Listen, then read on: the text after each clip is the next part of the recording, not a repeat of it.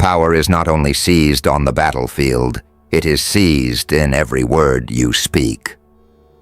Most fools believe communication is about self-expression, about sharing, about being understood. Pathetic. They think words are therapy. They are wrong. Communication is not expression, it is domination. Every time you open your mouth, you either take ground or lose it. Each sentence is either a hammer striking iron or a crack that weakens your armor. Ask yourself, when you speak, do people lean in, waiting for your next word? Or do their eyes glaze, their minds fleeing from your weakness? Do your words cut like steel, or drift away like dust in the wind? Machiavelli knew the truth. A prince never swings his blade without purpose, and you must never open your mouth without strategy. Power is never accidental, it is engineered, and so must your speech be, calculated, honed, lethal. That is why we turn now to the 6 laws of verbal warfare. Not soft skills, not etiquette, weapons, for those who wish not merely to be heard, but obeyed. Clarity makes you undeniable, intent makes you dangerous, brevity makes you sharp. Master these laws, and your words will not just echo, they will rule. Cut the fog. Speak so no man can twist your words. Weak men hide behind vagueness. They drape their cowardice in jargon and call it intelligence. They fill their mouths with half-formed phrases, buzzwords and empty slogans, hoping to look wise.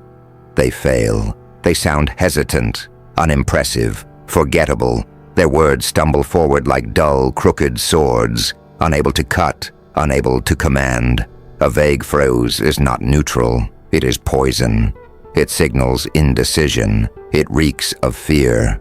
It tells the world, I don't know where I stand, so I'll cover my weakness in smoke. And when your enemies smell hesitation, they attack. Only fools fire arrows without aiming. Only fools speak without clarity. Clarity, by contrast, is merciless. It is cruelty to confusion, and cruelty is power. A sharp statement is undeniable. It slices through doubt and leaves no room for interpretation. Machiavelli himself understood. Men must either be caressed or crushed. Vagueness irritates. Precision crushes.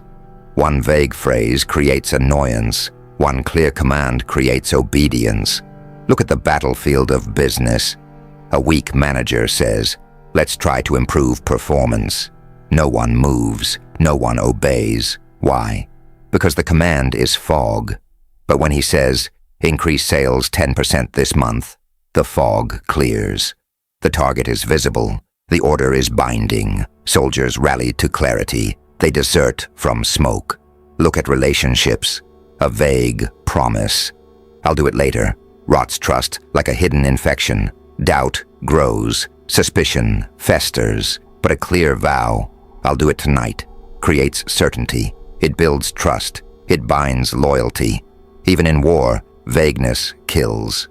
Imagine a general barking, attack somewhere soon. His soldiers scatter, confusion reigns, defeat follows. Now imagine, at dawn, strike the east flank. The difference is life and death. Clarity decides whether an army conquers or collapses, and so it is with you. Strip your words to the bone. Remove every hedge, every filler, every excuse. Do not say, I think, or maybe, or hopefully. These are the groans of the uncertain, the chants of the powerless. Replace them with commands. I will. This is. That ends now. Machiavelli would not tolerate ambiguity. He would sharpen each word until no enemy could twist it. He would never issue fog. He would deliver verdicts, final, sharp, unquestionable. Understand this. Clarity is not politeness. It is not kindness. It is a weapon, a gift to allies, a death blow to enemies, and it begins with you. You cannot command others until you first command your own tongue. Vagueness means your mind is weak. Clarity means your mind is disciplined. and discipline inside creates dominion outside. Hey guys, we're Strategy, based in Abu Dhabi. We use AI tools to make these concepts come to life, but it's our amazing team who goes deep, breaking down powerful philosophical ideas and showing how they really apply in everyday life. We hope you enjoyed today's content. Be clear, and your words will strike like steel. Be vague, and you will dissolve into the fog, unseen, unheard, irrelevant. Clarity is the first blade of domination. Master it, and you will no longer merely be understood. You will be obeyed. Here is the first law of concise communication. Be crystal clear. Never speak without a target. Most people talk for the sake of talking. Pathetic. They flap their tongues like barnyard animals, vomiting noise into the air with no aim, no strategy, no purpose. They speak to relieve themselves, like a drunk relieving his bladder in the street. Useless. Disgusting. Their sentences scatter like deserters in battle. Loud, chaotic, cowardly. This is the language of the weak. Words without aim are words without power, and words without power are worse than silence. Intent is everything. Intent is the archer's aim. It is the difference between arrows striking armor or vanishing into the void. Without intent, words are stray bullets that wound no one. With intent, every syllable becomes a blade, every phrase a strike, every sentence an act of domination. Neutral speech, the coward's dialect, is poison. It tries to please everyone but commands no one. It avoids conflict, but also avoids authority. A man who says, "We'll see, maybe later," or "It depends," is invisible. He is dust, forgotten before his breath even fades. But a man who says, "This is the path, this is the outcome, follow or fall," burns his words into memory. Machiavelli understood this. He wrote that neutrality destroys princes. Stand as friend or enemy, but never stand in the middle. The same law governs your tongue. Neutrality in speech is weakness. It invites challenge. It tells the world, "I have no position. I have no spine. I am safe to ignore." And the ignored man is already defeated. Look at the world around you. In the boardroom, the vague executive says, "Let's try to improve results." The room yawns, but the one who declares, "Secure this client by Friday or we lose the quarter," electrifies the table. His intent transforms air into action. In persuasion, weak men say, "It would be nice if you considered this." The strong say, "This is what must happen." Here's why one dissolves into background noise. The other bends the room. Even in relationships, the weak say, "I don't know what I want." The strong say, "This is what I want. This is where we are going." One is ignored. The other is followed. Intent is command. Without it, you are nothing but filler, background chatter to be forgotten. With it, you bend others to your will. People do not rally behind noise. They rally behind conviction, behind certainty, behind direction. And here lies the brutal truth. The man who cannot control his intent cannot control anything else. If your words have no target, your life has no target. If you cannot decide what you want others to feel, to do, or to believe, then you are not leading. You are waiting to be led. So drill this into your mind.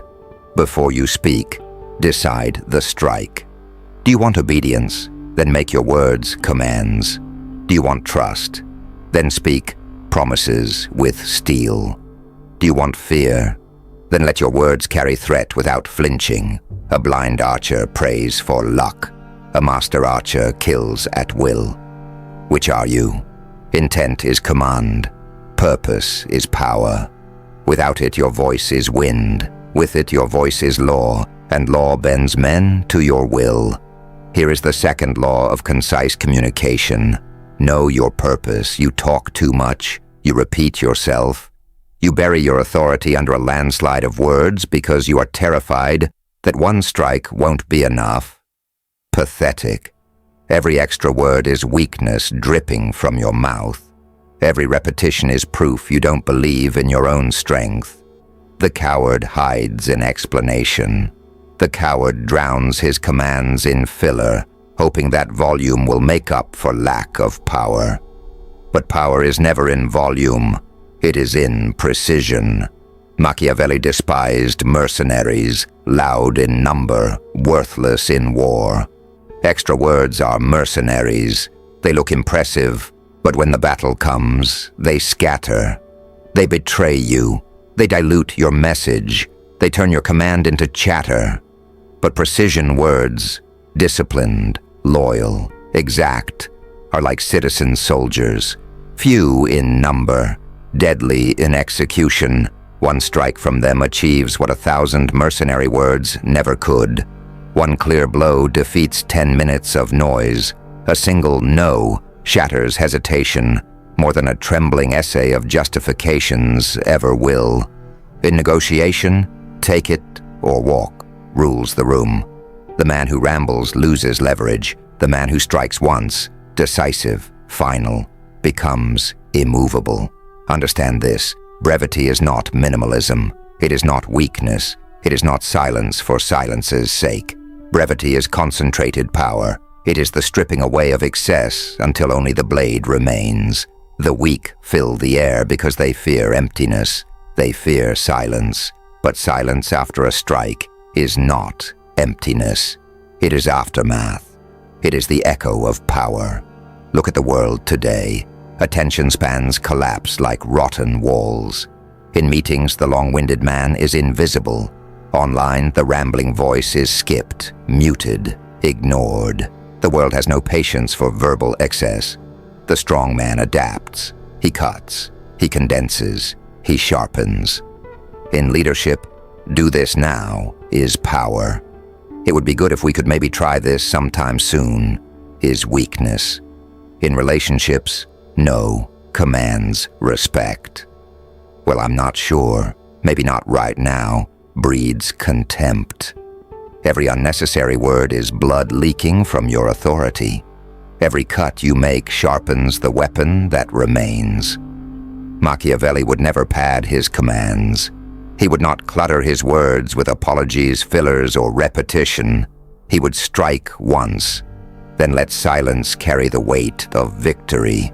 Master brevity, and you master restraint. And restraint is the essence of power. To hold back words is to prove control. To waste them is to prove weakness. Brevity is the strike, clean, fatal, unanswerable. The man of few words commands. The man of many words pleads. Choose which you will be. Here is the third law of concise communication. Cut the fat. Structure your words as you would an army. Disorder is defeat, and your tongue is a battlefield where you lose daily. You babble in fragments. You wander down tangents. You scatter your authority like a drunken general scattering his army to the wind.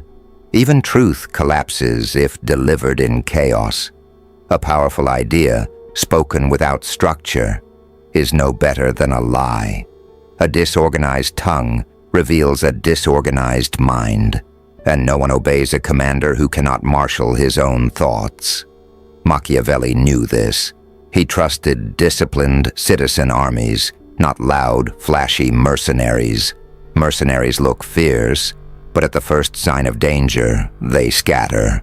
So it is with your words. A scattered tongue is a mercenary horde, unruly, unreliable, doomed to desert you. But a structured tongue is a drilled legion, ordered, unified, unstoppable. In battle, you seize ground step by step. No general charges blindly across the field. He advances in formation, each move coordinated, each strike deliberate. So it is in speech. You must open with force to seize attention, strike with proof to establish authority, and close with finality to crush all doubt. Each stage deliberate, each blow calculated. But you speak like a mob. You leap from thought to thought. You throw half-formed sentences like stones in the dark, hoping someone will piece them together. They won't. They will dismiss you, scatter your words, and you scatter your influence. Think of the boardroom. A rambling presentation kills attention before it begins. A sales pitch without order kills the deal. A negotiation without structure weakens your stance. But a structured message, introduction, evidence, conclusion, marches forward like a phalanx, each part reinforcing the other, each step pressing the enemy back. Machiavelli would never speak in fragments. He would map his words before releasing them. His openings would seize, his arguments would crush, his conclusions would end the matter with finality. He would speak in sequence, never chaos. His transitions would be commands, first, then, therefore. His words would march like soldiers, every phrase drilled into obedience. This is how authority is built, by forging order inside your speech, by proving you command not just ideas but their execution. The man who cannot marshal his own words cannot marshal anything else. The world sees it, and it ignores him. So organize before you speak. Drill your words until they march. Do not let them stumble. Do not let them scatter. Speak in formations, not fragments. For when your words march in order, your listeners have no choice but to march with them. Structure is power forged into an army. Without it, you are noise. With it, you are law. Here is the fourth law of concise communication. Organize before you speak. Blunt words wound no one. Sharpen every syllable. Maybe kind of. Pretty good. These are not words. They are confessions.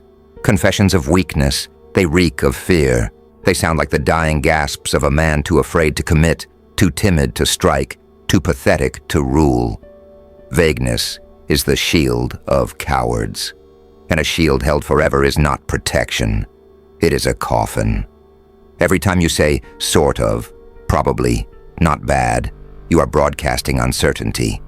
You are telling the world, I do not trust myself, so why should you trust me? And the world listens. They dismiss you. They forget you. Because vagueness never commands. Vagueness dissolves. Machiavelli understood that power does not belong to those who hint, who hedge, who qualify. It belongs to those who strike. He praised Cesare Borgia not for his cruelty, but for his precision. When Borgia executed his minister, he did not explain. He did not apologize. He did not say, this was kind of necessary. He left the corpse in the square with a knife in its chest. No vagueness, no fog, just finality. One precise act established more authority than 1,000 speeches. So too with your words. Precision leaves no escape. It traps the listener. It binds their mind. Replace maybe with yes or no. Replace pretty good with excellent or useless. Replace probably with definitely or never.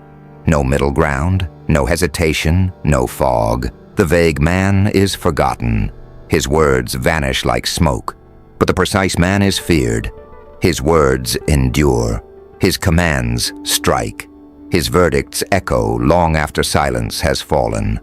Look at business. A manager who says, this plan is kind of risky, is ignored. But the one who says, this plan will fail unless we change it, seizes control of the room. In negotiations, let's see if we can work something out, is weakness. Take this deal or we walk, is dominance. In relationships, I'm not sure what I want, breeds contempt. I want this creates respect or fear, which is better. Precision is power because it reveals mastery. To choose exact words is to prove you have exact thoughts, and exact thoughts signal exact control. If you cannot even define your own meaning, why should anyone let you define theirs? Machiavelli would never allow two interpretations of his words. He would test every phrase as a soldier tests a blade, sharpening until only one meaning remains. He knew what weak men do not. Ambiguity invites rebellion. Precision kills it. Understand this. Vague words protect no one. They only prove your fear. But sharp words are weapons. They cut hesitation. They pierce resistance. They dominate. Precision is the arrow that never misses. Vagueness is the coward's grave. Choose your words like you choose your targets. Exact, final, lethal. Here is the fifth law of concise communication. Choose sharp words. Every word must serve the mission. Discard the rest. Every irrelevant word is betrayal. Every digression, every side story, every unnecessary detail is sabotage against your own authority. And yet you indulge. You meander. You drift into background noise because you crave the comfort of filling space. You think it makes you sound intelligent. It doesn't. It makes you sound weak, scattered, unworthy of command. Understand this. If you cannot control your tongue, you cannot control anything. A man who cannot keep his own words disciplined will never keep men disciplined. A wandering tongue reveals a wandering mind, and no one follows a leader who has lost his own direction. Machiavelli knew this law well. Even virtues, if irrelevant, become vices. Generosity, if it weakens the prince's treasury, destroys him. Mercy, if it emboldens enemies, ruins him. Distraction is death. The same is true in speech.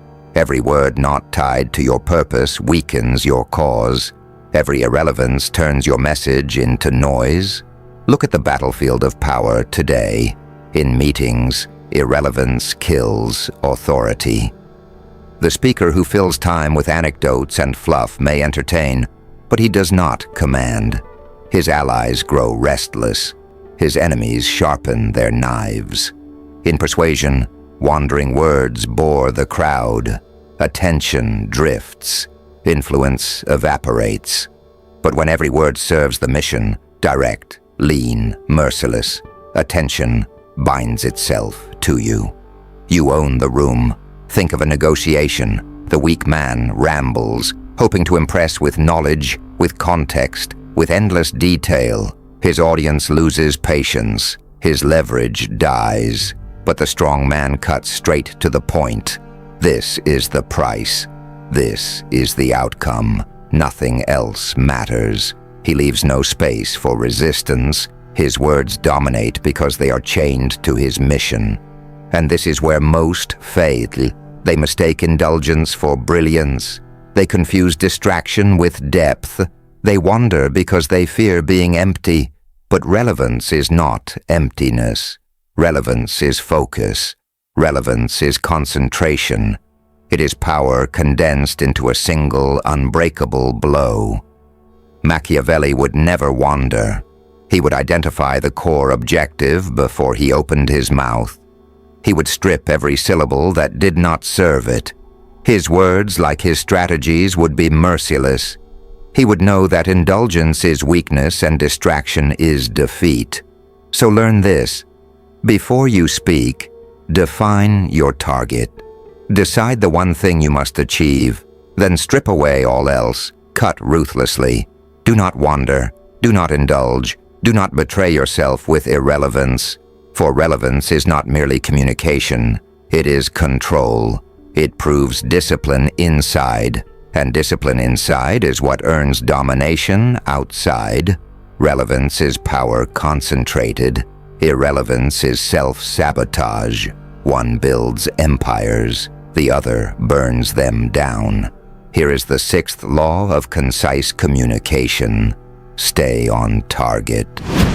Thanks for spending time with us. If this sparked a new way of thinking, hit like and subscribe to keep the ideas flowing. And don't forget, check the description for the links to the original books and resources we used today. We'll see you in the next one.